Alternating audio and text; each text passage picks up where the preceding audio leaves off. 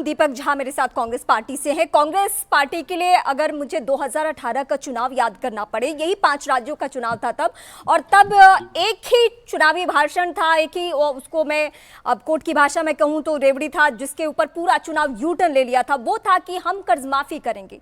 लेकिन कर्ज माफी की हकीकत अगर मैं बताने बैठूं तो शायद मेरे डिबेट में समय की कमी होगी। मैं इतनी लिस्ट निकाल के बैठी हूं।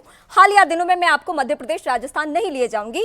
मैं कर्नाटक के बारे में इस वक्त आपको सवाल पूछती हूँ। कर्नाटक के बारे में ये बातें कही गई, डिप्टी सीएम वहां पे शिव कुमार ने कहा कि चुनावी वादों को निभाने में खजाना खाली हो चुका है, मैं विकास का कार्य अभी कुछ दिन नहीं करूंगा। ये स्थिति है। दीपक जी देखिए रीमा जी, सबसे बड़ी बात है कि फ्री कुछ नहीं है। सरकार या जो मुख्यमंत्री बनता है वो अपनी जेब से नहीं देता है। ये जनता का पैसा है, जनता को दिया जाता है जनता के द्वारा कि किस तरीके से जनता का भला हो सके। यहाँ पर बात ये आती है कि जब हमारे देश के नरेंद्र मोदी जी बड़े बड़े चुनावी मंच पे जाते हैं, कहते हैं तुमको 50,000 दूं, 1 लाख दूं, 1.5 लाख करोड़ दूं।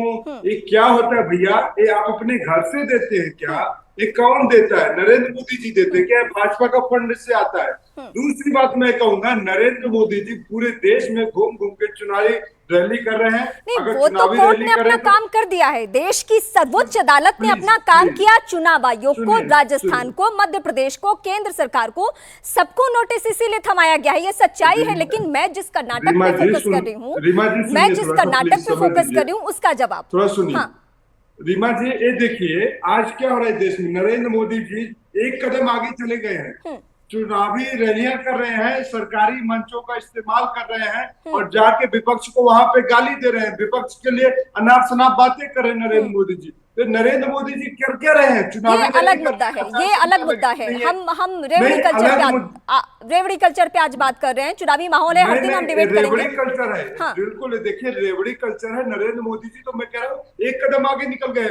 आप सरकारी खर्चे पे, सरकारी प्लेन पे, सरकारी राज्यों का दौरा कर रहे हैं और सरकारी मंचों से आप विपक्षी दलों को, विपक्षी पार्टियों को जो मर्जी को कह रहे हैं, कोस रहे हैं। तो नरेंद्र मोदी ठीक है, मैं आपके पास आती हूँ अनुराग जी, मैं आपके पास भी आऊंगी, लेकिन जरा शिवरास्ता जी से मैं समझ लेती हूँ कि ये जो तमाम पार्टी, मैं एक पार्टी को यहाँ कोट नहीं कर रही हूँ, देश की जितनी राजनीतिक पार्टियां हैं, एन चुनाव से पहले कुछ ना कुछ ऐसे वादे जरूर किए जाते हैं।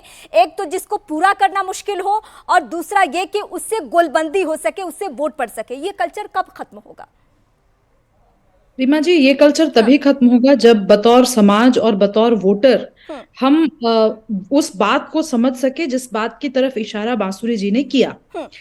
देखिए, हमारे देश में हम कल्चरली कंजर्वेटिव भले ही हो सकते हैं, लेकिन मुझे लगता है कि आर्थिक रूप से अब ये समय आ गया है कि देश की तमाम पॉलिटिकल पार्टीज अपना स्टैंड क्लियर करें। मुझे लगता है कि देश में आज 2 धड़ा है। एक कांग्रेस का धड़ा है जो कि अपने आप को सेंटर लेफ्ट घोषित रूप से मानने लगा, और वो मैं पूरी हिस्ट्री में नहीं जाना चाहती हूँ। इंदिरा गांधी जी के शासनकाल के बाद सेंटर लेफ्ट आइडियोलॉजी बहुत मुखरता से सामने आई। लेकिन बीजेपी एक ऐसी पॉलिटिकल पार्टी है जिसने अपने आप को हमेशा कंजर्वेटिव पॉलिटिक्स का दारोमदार लेते हुए दिखाया है। तो अब मुझे लगता है कि बीजेपी जैसी तमाम राइट विंग पॉलिटिकल पार्टीज को राइट विंग इकोनॉमिक्स की तरफ बढ़ना पड़ेगा, क्योंकि समाजवाद का दंश हम कब तक झेले। मैं दंश इसलिए कह रही हूं क्योंकि आजाद भारत को 70 वर्ष से ऊपर हो चुके। 7 दशकों का हमने एक तरीके से हमने देखा। नेहरू जी से शुरुआत अगर हम करें तो फेबियन सोशलिज्म से लेकर के हम लोहिया जी के सोशलिज्म तक को हमने देखा। और आज बिहार की जो स्थिति है, आप खुद बिहार से आती हैं, यूपी की जो वो सिर्फ और सिर्फ समाजवाद का ये परिणाम है। हमें इकोनॉमिकली किस तरफ बढ़ना है, किस आइडियोलॉजी की तरफ बढ़ना है, और क्या इस आइडियोलॉजी हो सकती है, बहुत जरूरी है।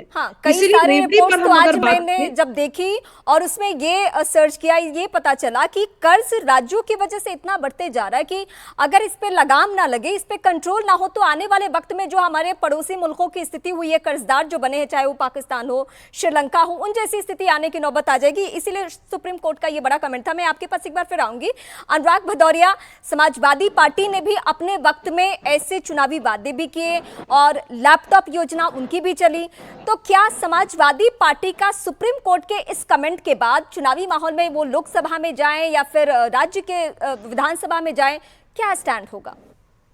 देखिए, आपकी बात से मैं पहले शुरू करता हूं। आपने कहा कर्ज बढ़ता जा रहा है। हाँ। तो जब से भारतीय जनता पार्टी की सरकार आई है, अब तो 9.5 पौने 10 साल होने को आए हैं, सबसे ज्यादा कर्ज किसने लिया? ये पहले 55 लाख करोड़ कर्ज हुआ करता था, अब 1.5 लाख करोड़ के करीब कर्ज पहुंच गया। कितने सालों में? 9.5 सालों में, देश के बांसुरी ऊपर। जी मैं आपके पास तो इन्होंने नहीं, तो इन्होंने क्या किया? दूसरी बात, जहां तक जिस बात की ये बात कर रहे हैं कि लास्ट अगर 30 साल का हम देख लें, 30 साल बहुत होते हैं। 30 साल में कम से कम 16 से 17 साल भारतीय जनता पार्टी की सरकार है और 10-12 साल कांग्रेस की सरकार है। तो बीजेपी की सरकार डोमिनेट कर रही है ना। आपने इतने सालों तक देश में क्या किया बताइए? देश हिसाब मांग रहा है। सिवाय नफरत की राजनीति के अलावा आपने देश में विकास की राजनीति कौन सी की है? तीसरी बात, जिस रेवड़ी कल्चर की आप बात कर रहे हैं, मैं इनसे पूछना चाहता हूं, जो लोग समाज के अंदर में जो कमजोर लोग हैं, जिनके पास संसाधन नहीं है, जो अपने बच्चों को अच्छा नहीं पढ़ा सकते, अगर हम उसको लैपटॉप देके उन बेटियों को आगे निकालना चाहते हैं तो क्या गुनाह है? उनका भी उतना ही अधिकार है जितना बड़े लोगों का। भारतीय जनता पार्टी जिन रईसों की मदद करती है, बड़े लोगों की, हम गरीब की मदद करना चाहते हैं। जो गरीब, वो IPS IAS कैसे बनेंगे? वो लड़के लड़कियां जो गांव में रहते हैं भाई, जो जिनके पास उतना संसाधन नहीं है, जो कमजोर है, हमें उनको पहले लैपटॉप देना होगा, हमें उनको बिजली थोड़ी मुफ्त करनी होगी जिससे वो पढ़ाई कर पाए, रात में अपनी बिजली जला पाए।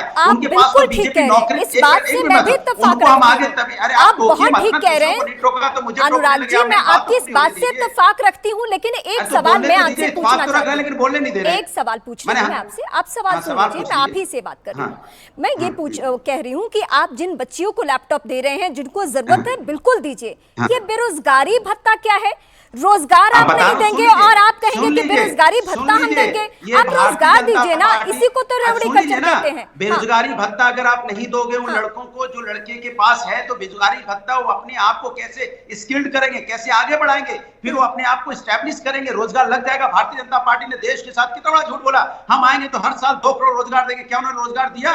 क्या हालत हुई देश की आज यहाँ बेरोजगारी की? क्या तो यानी देश के सुप्रीम कोर्ट ने, CJI ने जो कमेंट किया है, देश के साथ झूठ बोला, हम आएंगे तो महंगाई कम कर देंगे, डीजल पेट्रोल की कीमत क्या है, क्या बताएंगे? ये आज उस पर चर्चा करने को तैयार नहीं है, ना महंगाई पे चर्चा करने को तैयार है, ना बेरोजगारी पे चर्चा। वैसे ये कमेंट CJI ने किया है कि रेवड़ी कल्चर खत्म हो जानी चाहिए। बांसुरी जी आप जवाब दीजिए। किस पे चर्चा करने को तैयार है? ये रेवड़ी कल्चर की बात भारतीय जनता पार्टी करेगी। ठीक है, भारतीय जनता पार्टी ना। ठीक है अनुराग जी, आपने भारतीय जनता पार्टी के लिए सवाल उठाया, बांसुरी जी से हम जवाब दे लेते हैं। जी रीमा जी, आंकड़े मैं आपके पास वापस आऊंगी अनुराग जी, वापस आऊंगी 2 सेकंड दीजिए। अरे 2 सेकंड मांगना ज्यादा ठीक है, 80 करोड़ लोगों को आपने बोल रहे हो कि हम मुफ्त अनाज दे रहे हैं। अरे प्रभु, 80 करोड़ लोगों को अगर आपने रोजगार दे दिया होता तो उनके बच्चों को पढ़ाने के लिए फीस उनके पास होती। आज उनके पास पैसा नहीं है, आज उनके पिताजी को कुछ बोलना है, कल उनके बच्चे एक एक करके। अब अनुराग जी 2 सेकंड कंप्लीट हो गया। बांसुरी जी